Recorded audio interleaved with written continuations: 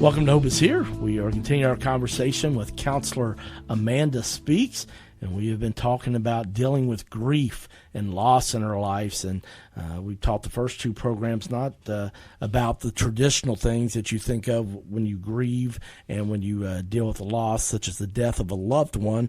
There's a lot of areas of our life, such as job loss, maybe being diagnosed with cancer, a loss of a pet, obviously a loss of a marriage, just lots of things that happen in our life that we have losses that we really just kind of ignore and go on to the next thing. And doesn't mean that you have to stay there forever, but a lot of times we need to go back and visit and maybe deal with the wound in our life. And so if you missed those first two programs, I want to encourage you to go to our website, hopeishere.today. That's hopeishere.today. Check out those 14-minute programs that we did with Amanda. But today we are going to touch on the more traditional stages of grief and loss that people think about. And I've known these, but I learned something new when we were talking earlier in the first program, that the 5 stages of grief and loss, denial and isolation, anger, bargaining, depression, and then finally acceptance.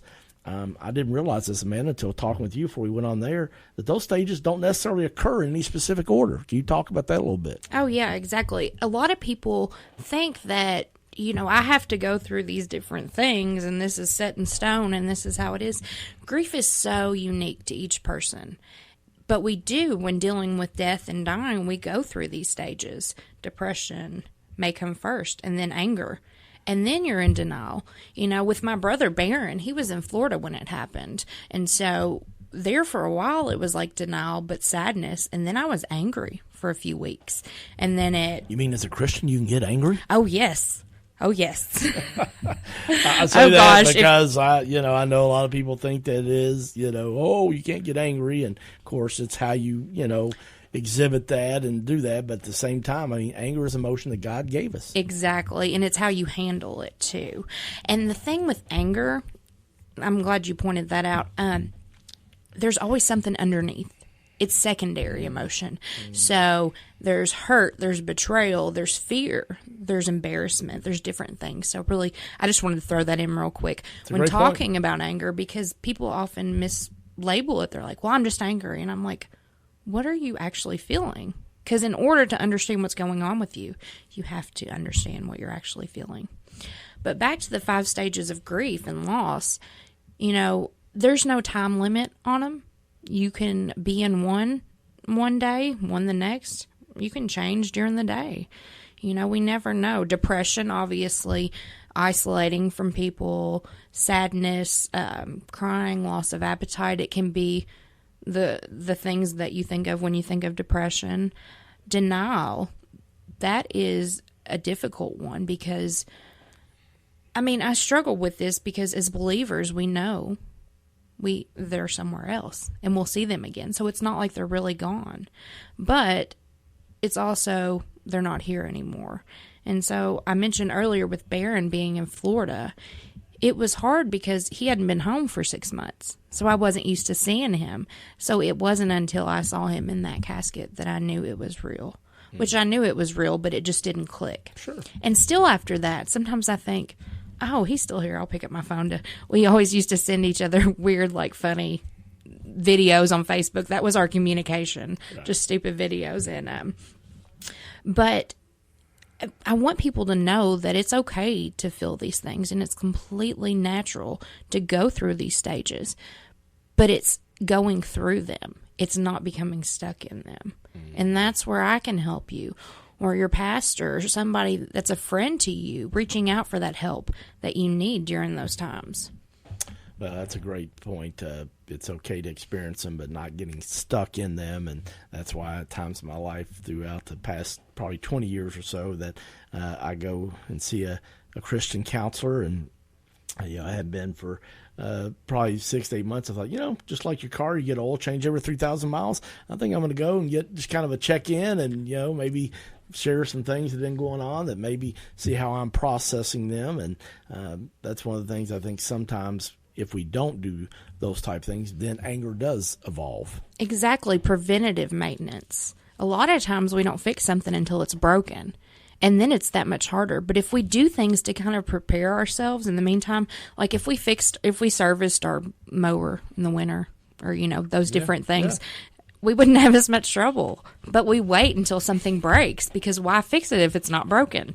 That's a great point. A friend of mine took their mower in, the blade sharpened really bad, and they said, after 4 or 5 days. Well, of course, everybody was bringing their mower a few weeks ago, and because of summer and the rain and all that, and wound up like 2 weeks before they got it back. So that's a great example. Yeah. If you deal with things, or they're heating air, people always say, hey, let's get a spring maintenance and fall maintenance before it gets 10 below or before it's 95 degrees. So that's good. I like that about maintenance. Talk a little bit about, you said this a little bit earlier, I think in this second program we did, but everybody grieves differently. And so sometimes as a friend, when we're trying to help somebody, they may not grieve the way we do, and we've got to allow them to grieve the way they do. Mm-hmm, exactly. One thing I will tell you, please never say to someone, well, I know what you're going through, because you don't. You don't. And that's so hard to hear. I mean, I know a lot of people say it with a good heart and good intentions, but you could say, well, when my mother passed, I knew I felt this way about it. Tell me how you're feeling. Ask them what happened. Ask them how they're feeling. Try not to say, well, things will get better. You'll be fine. Downplay the emotions. Well, you have to be strong for your kids. There's a time and a place for everything. And you need to show them it's okay to feel that way. A lot of times, not negative, but emotions that are uncomfortable, society likes to bury. Well, okay, so you feel depressed. That's like, it's shameful. And it's not at all, because we all go through it. Well, you've got to allow yourself to do that. And, you brought up a point earlier. You said when people, and they mean well, and they say, well, they're in a better place from the death of a loved one. And I admit, when that happened with my dad about 3.5 years ago, that this person, I knew they loved me and they meant well, and they said that, and I just looked at them because we had a great, open, honest relationship. I just said, I know that, and I really appreciate that, but right now that's not helping me, because it'd been like a month after he had passed away, and I just said, because I'm not going to be able to call him to talk about a UK ball game, or get advice from him in life, get wisdom, share funny stories with him. But as time got better, and now I'm fine with that, because I do realize that. And so, I've been able to help other friends that say, they're losing their dad or mom, and to say, I just don't know if I'm going to get through this. And I said, it is rough. The first year it is. The first Thanksgiving, the first Christmas, all that stuff, just like with Barron. Mm-hmm. But it does get better.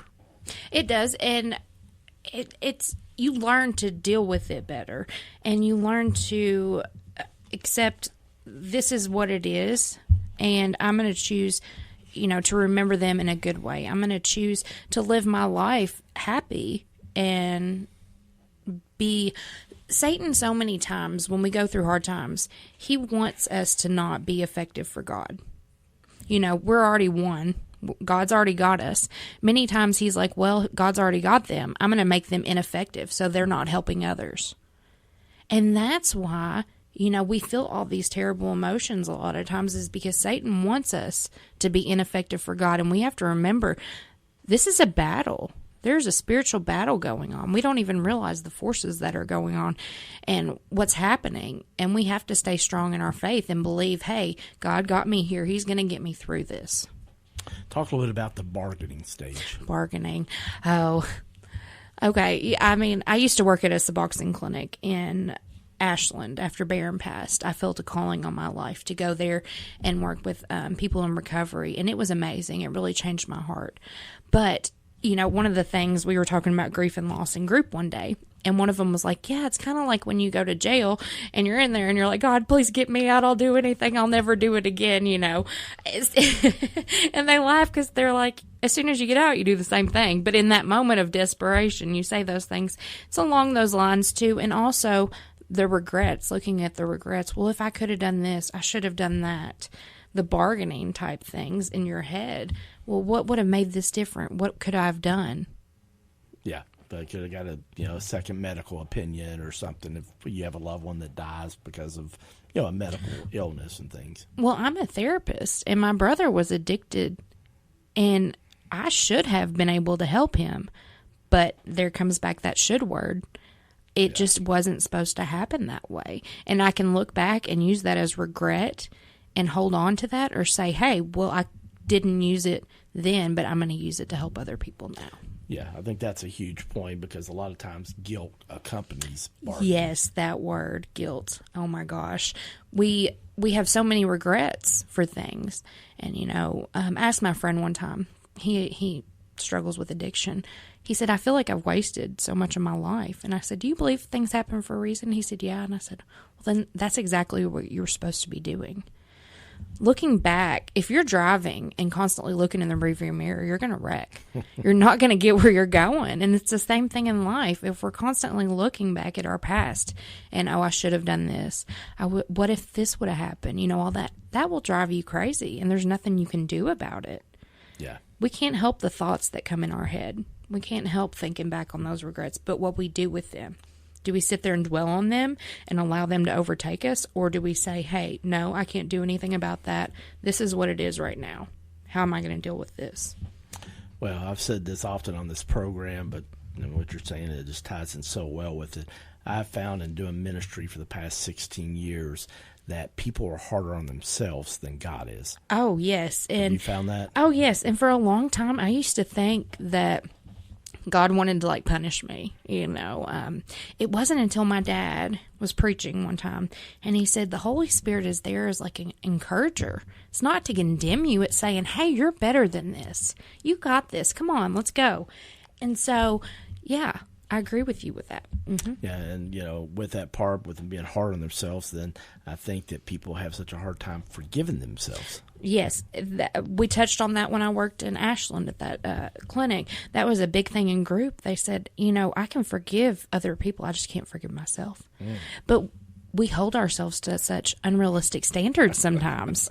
Like we're supposed to be superhuman, or we're supposed to have all the answers. Be perfect, right? Oh, yes, like me. Yes. No, I mean, that's how we go around sometimes. We think we have to put on this show or act a certain way or behave a certain way, especially as Christians. We want people to see us happy. But, I mean, sometimes we have to show that real raw side to kind of reach, because not everybody's in the same place we are. And I think it gets back to that compare thing, when we're like, well, I'm not where they are, so I must not be moving forward. But yet everybody's life, everybody, I hate to say race, because that sounds like we're in a hurry, but everybody, it's different from how they grieve. Yes, exactly. And there's no time period. You have to really look at it as individual and, hey, this is what I'm going through right now. Try not to think of, well, I should be over this by now. I should be able to deal with this. Well, look at what's the reason I'm not able to deal with this more effectively. Do I need to get help? Do I need to reevaluate some things in my life? Yeah. Well, time flies when you're having fun, and I know this is not a fun topic, but I really make it fun because we want people to know there is hope, and counseling is a big, big part of that, I believe, with all my heart, good Christian counseling. And Amanda Speak has been our guest this week, and I want to encourage you, man, if you're struggling with something, I talk about my acronym of HOPE, H, hold on, O, open up to somebody, which could be a close friend or a counselor, but the P is put yourself in a new environment. And maybe that is seeing a Christian counselor to get a new environment, somebody to help you process a grief and loss in your life. So if you want to find out more information about Christian counseling and grief counseling with Amanda, go to her website, griefrecoverycare.com. That's griefrecoverycare.com, or you can call her at 859-595-0836. That's 595-0836. Amanda Speaks with Grief Recovery Care. I'm Greg Horn, and this is Hope is Here. To go to the next level, you have to change the way that you think. There is way more inside of you than you can imagine. Everyone has influence. Come to the Global Leadership Summit on August 9th and 10th and learn skills to help you lead transformation. The summit features high-impact leaders like Craig Groeschel, Angela Ahrens, T.D. Jakes, and more. Experience the Global Leadership Summit on August 9th and 10th. Register today at willowcreek.com/summit or call 800-570-9812 and use the priority code radio. Local host site in Central Kentucky is Lex City Church. Check them out online at lexcity.church.